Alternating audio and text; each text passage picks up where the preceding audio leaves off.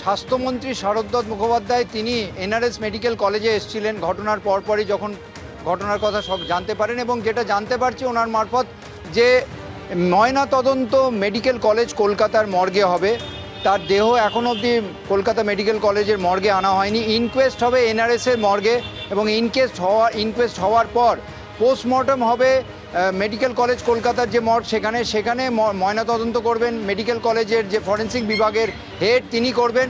এবং যেটা জানা যাচ্ছে যে পরিবারের তরফ থেকে এই অনুরোধ করা হয়েছিল যাতে এনআরএসে ময়নাতদন্ত না হয়, সেই মতো তার ময়নাতদন্ত হবে। তবে যেটা চিকিৎসকদের সূত্রে জানা যাচ্ছে যে এই যে বিভিন্ন ধোঁয়াশা রয়েছে সেই সমস্ত ধোঁয়াশার কিছুটা কাটবে ময়নাতদন্তের রিপোর্ট প্রকাশ্যে এলে। তবে তিনি যে কোনোভাবে মানসিক রোগগ্রস্ত ছিলেন কিনা বা মানসিক বিষাদে ভুগছিলেন কিনা এই বিষয়গুলো খতিয়ে দেখা হবে। কারণ স্বাস্থ্যমন্ত্রী জানালেন যে তদন্ত কমিটি যে গঠন করা হয়েছে এনআরএসে, সেখানে তদন্ত কমিটির প্রধান হিসেবে যেমন প্রিন্সিপাল থাকবেন, যেমন উপাধ্যক্ষ থাকবেন, তেমন সাইকিয়াট্রি ডিপার্টমেন্টের একজন তিনিও থাকবেন, সেই বিষয়টাও জানানো গেছে। এবং এর পাশাপাশি যেটা তিনি বলেছেন যে ময়নাতদন্ত মেডিকেল কলেজ কলকাতায় হবে, আর কিছুক্ষণ পরেই ময়নাতদন্ত হবে। দেহ এলেই ময়নাতদন্তের জন্য প্রস্তুত এখানকার যে টিম মেডিকেল কলেজ কলকাতার ফরেন্সিক ডিপার্টমেন্টের টিম, তার এইচওডি তিনি এই ময়নাতদন্ত করবেন। বেশ, জিরম সঙ্গে থাকো। নার্সের দেহ আর কিছুক্ষণের মধ্যে নিয়ে আসা হবে এই কলকাতা মেডিকেল কলেজ হাসপাতালে।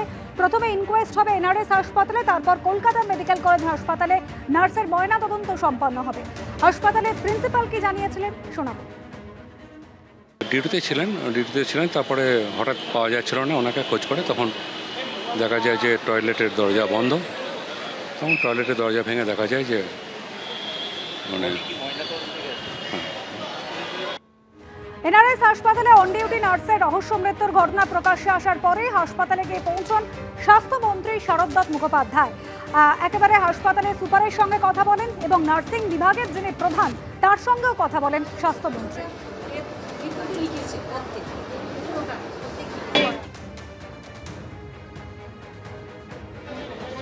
দিয়ে গেছে আচ্ছা, আর যে স্টাফ ওর সঙ্গে ছিল তাকে বলেছে আমি আসছি, দুজনে মিলে একসঙ্গে করবো।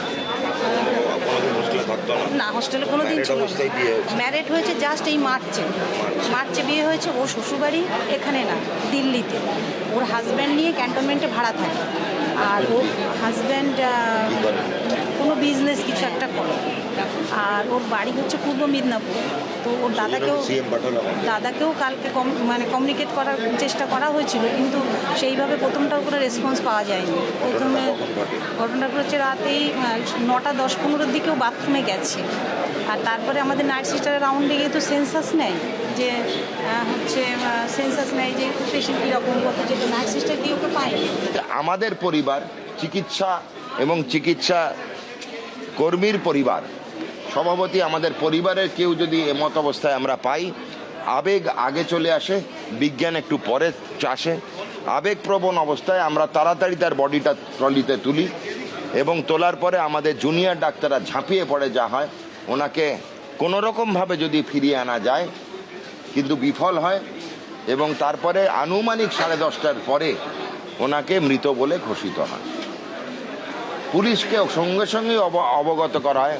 আনুমানিক 11টার বেশ কিছুক্ষণ পূর্বে 11:15 থেকে 10:50 নাগাদ পুলিশ চলে আসেন এখানে। আমরা পরবর্তী যা সব কিছু পুলিশের হাতে আমরা তুলে দিই। ময়না তদন্তের জন্য আমরা মৃতদেহটি পাঠিয়েছি। এবিপি আনন্দ এগিয়ে থাকে, এগিয়ে রাখে।